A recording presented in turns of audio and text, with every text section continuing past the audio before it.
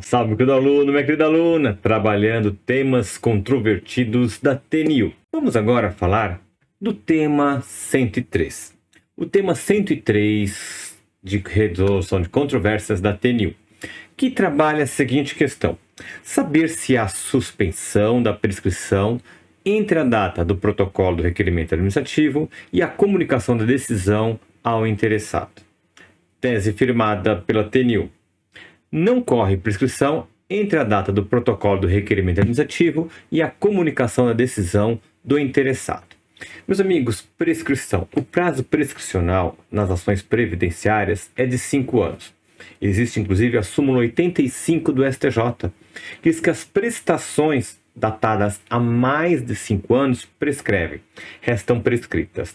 A prescrição ela é verificada na ação judicial a partir do momento que a citação do devedor ocorre a prescrição que retroage à propositura da ação. Então, 5 anos antes da propositura da ação é recebido. Bem? Mais do que 5 anos, a regra é que prescreveram as prestações. Porém, deve ser observado se, de fato, o prazo prescricional estava em curso. Porque o fato de promover o requerimento de um benefício junto ao INSS, por exemplo, no ano de 2015, o segurado protocolizou o seu requerimento, que foi indeferido. Então ele recorreu administrativamente para a junta de recursos, que manteve o indeferimento. Aí ele recorreu para a Câmara de Julgamento.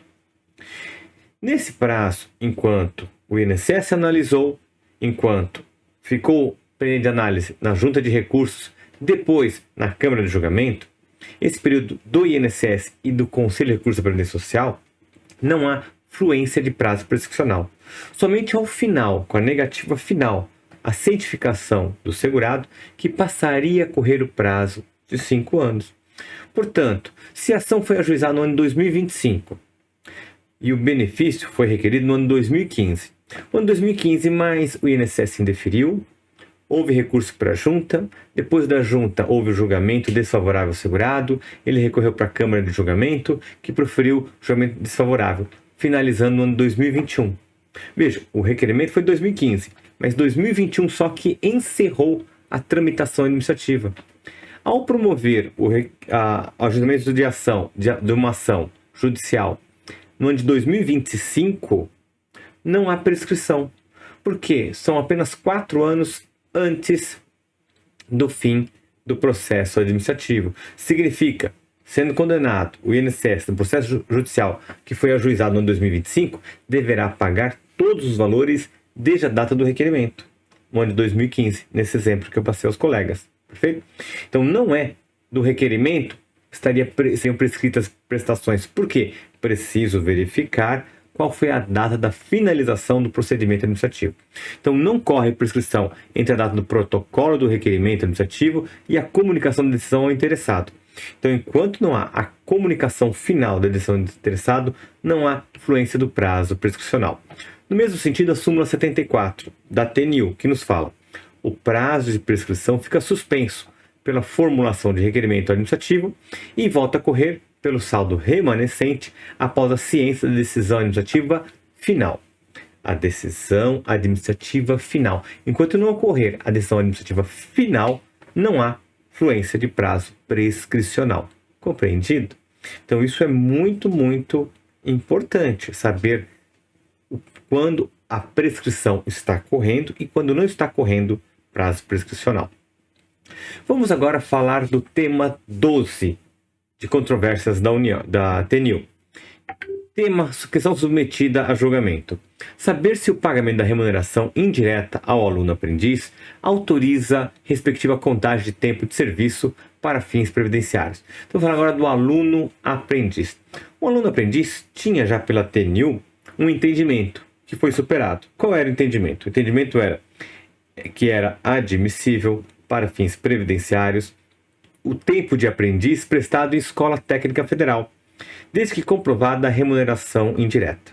Então bastava que o aluno aprendiz tivesse prestado labor numa escola técnica federal e comprovada a remuneração indireta. O texto foi alterado pela TNU, Então, a tese firmada válida hoje é: para fins previdenciários, o cômputo do tempo de serviço prestado como aluno-aprendiz exige a comprovação de que, durante o período de aprendizado, houve, simultaneamente, 1. Retribuição consubstanciada em prestação pecuniária ou em auxílios materiais. 2. A conta do orçamento. 3. A título de contraprestação por labor. E 4. Na execução de bens e serviços destinados a terceiros. Perfeito? Então, necessária se faz essa comprovação para que o tempo como aluno-aprendiz possa ser contabilizado nos moldes traçados pela TENIL junto ao INSS. Perfeito? Próximo tema, o tema 168. O tema 168 nos diz, questão colocada ao crivo da TENIL: saber se é possível o cômputo de período rural, remoto e descontínuo, laborado em regime de economia familiar, para fins de concessão do benefício de aposentadoria por idade híbrida. O que é aposentadoria por idade híbrida? Artigo 48 da Lei 8.213 permite a aposentadoria por idade do trabalhador rural, que é com menos tempo, com menos idade. Então, a idade para o trabalhador rural se aposentar: 60 anos se for homem e 55 anos de idade se for do sexo feminino. Então, o lavrador, campesino, rurícola, 60 anos. Já a mulher, lavradora, campesina, rurícola, 55 anos de idade. Mas pode acontecer de, ao chegar nessa idade, e ele ainda não ter, nessa idade, tempo rural suficiente, os 15 anos. Ou então, nesse momento, estava laborando em atividade urbana. Será possível que ele se aposente com a idade urbana, considerando o tempo rural como carência também. Então veja o que nos fala. Primeiro, um entendimento anterior da TENIL. O que a TENIL entendia antes? Entendia que, para a concessão do benefício da aposentadoria por idade híbrida, não é possível somar o período de carência urbano ou rural ao tempo de serviço prestado remotamente na qualidade de trabalhador rural, sem contribuição. Para fins dessa tese, entende-se o tempo remoto aquele que não se enquadra na descontinuidade admitida pela legislação, para fins de aposentadoria rural por idade a ser avaliada no caso concreto. Houve julgamento pelo STJ. E o STJ proferiu um julgamento extremamente abrangente e favorável ao segurado, determinando no tema 1007 do STJ, o Superior Tribunal de Justiça, no tema 1007 é o que vale, é o que prevalece. O tempo de serviço rural, ainda que remoto e descontínuo, anterior ao advento da Lei 13.091, pode ser computado para fins de carência necessária à obtenção da aposentadoria híbrida por idade, ainda que não tenha sido efetivado o recolhimento das contribuições, nos termos do artigo 46 da Lei 13. Seja qual for a predominância do labor misto exercido no período de carência ou tipo de trabalho exercido no momento do implemento do requisito etário ou do requerimento administrativo.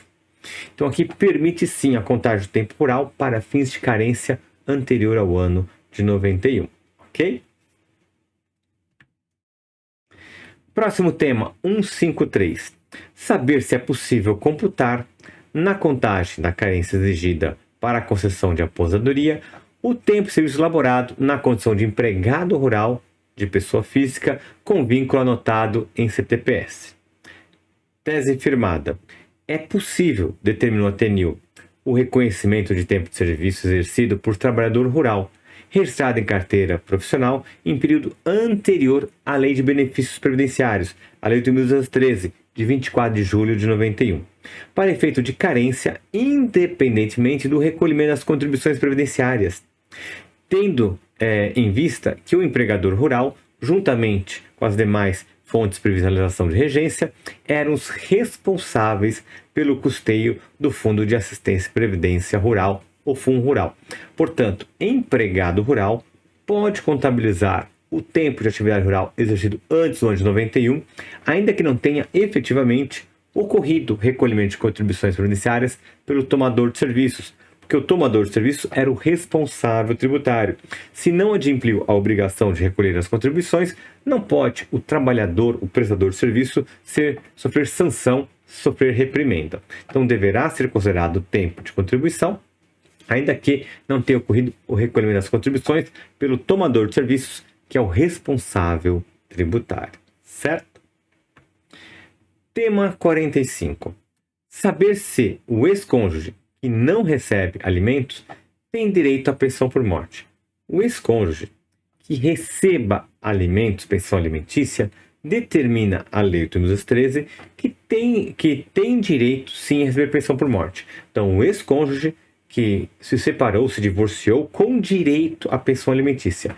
Esse, com o falecimento do ex-cônjuge, terá direito a receber pensão por morte. Ele continua com status de dependente para efeitos previdenciários, ok? Questão que se coloca é aquele, por exemplo, a mulher que na hora do divórcio, ela diz, olha, eu não quero nada, eu quero só o divórcio, não quero nada, eu trabalho, sou independente, bem? Não preciso, não quero pensão alimentícia. Então, houve a separação sem deferimento, sem concessão de pensão alimentícia.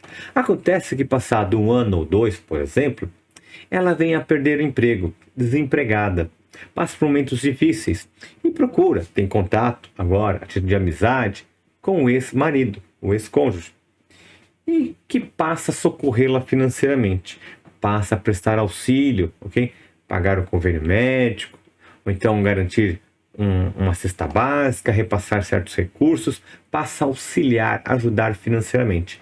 Nesta hipótese, haveria direito à pensão alimentícia com o falecimento desse ex-cônjuge, pelo fato de que, mesmo com a renúncia aos alimentos, comprova-se uma ajuda posterior superveniente à separação. Veja que decidiu a TNU. É devida a pensão por morte ao ex-cônjuge que não receba alimentos, desde que comprovada a dependência econômica superveniente à separação, demonstrada em momento anterior ao óbito. Então, da separação até o óbito, constata-se que, apesar da renúncia ao direito de alimentos, houve efetivo socorro financeiro. Havia, por parte do falecido, socorro ao ex-cônjuge, garantida, portanto, nessa roupagem, o direito à pensão por morte. Entendido, meus amigos? Perfeito? Então, interessante o entendimento da TNU, que é reproduzido ao mesmo do STJ. Ok? Perfeito?